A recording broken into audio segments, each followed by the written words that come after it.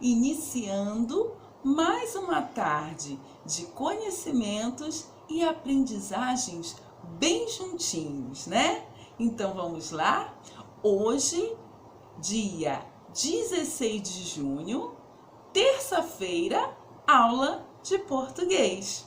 Preparados? Vamos lá? Então vamos iniciar. Hoje, em nossa aula de português, nós continuaremos falando, sobre um assunto que já iniciamos na última aula. Em nossa última aula, nós falamos sobre o seguinte tema: os modos verbais. E aí, lembraram? A tia vai dar aquela ajudinha, tá? Então vamos lá. Lembrando que esse assunto, tá? Ele se encontra lá no nosso livro, no volume 2, tá? A partir da página 14. Ó, então, abram aí o livro de vocês, porque ele vai te auxiliar durante a realização das tarefas, ok? Então, vamos lá. Na semana passada, vimos e aprendemos que existem 3 tipos de modos verbais, como podemos visualizar aqui. Então, olhando para cá, né?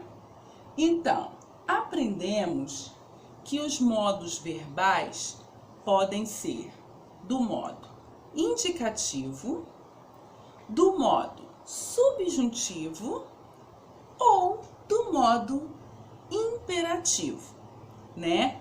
Lembrando que o modo indicativo é aquele em que o verbo vai nos passar uma ideia de certeza, né? A frase, quando a gente for lá ler, nós vamos ler e vamos entender que aquela frase, aquele verbo ali que está naquela frase, ele está nos passando uma ideia de certeza. Então, se ele passa uma ideia de certeza, ele está no modo indicativo, ok?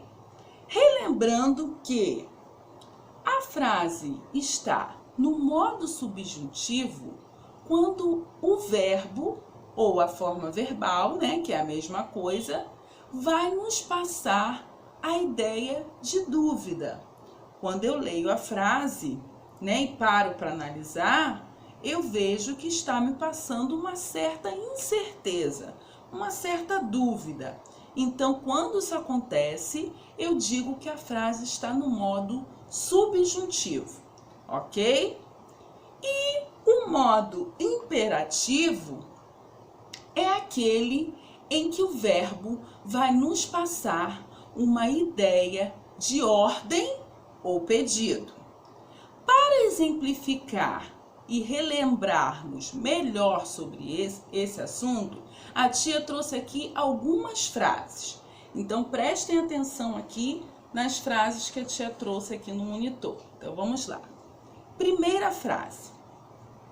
Ela canta muito bem, Tem alguém afirmando, com muita certeza que existe uma menina, uma moça, uma pessoa que canta muito bem.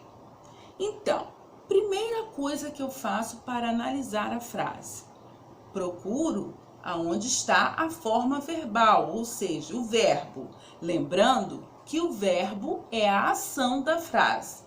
Então, ao observar a frase, eu já percebo que será o verbo aqui, é a palavra canta, E ao olhar essa frase, ela me passa uma ideia de certeza. Ela canta muito bem, ok? Então, que modo? Como que eu posso classificar o modo dessa frase? Ela faz parte do modo indicativo, ok? Certeza, modo indicativo. Continuando. A outra frase diz o seguinte: talvez as meninas cantem na festa. Primeira coisa, quando eu vou analisar uma frase, é observar o verbo que está nela. O verbo é a ação da frase. Qual é o verbo dessa frase? Cantem. Muito bem, isso aí. Então, analisando todo o contexto da frase, talvez as meninas cantem na festa. Essa frase, ela passa uma certa dúvida. Pode ser que elas cantem, pode ser que elas não cantem, eu não tenho certeza. Então, quando a frase passa uma ideia de incerteza, eu digo que ela está no modo subjuntivo, ok? Então, vamos ao outro exemplo. Olha aqui, preste atenção.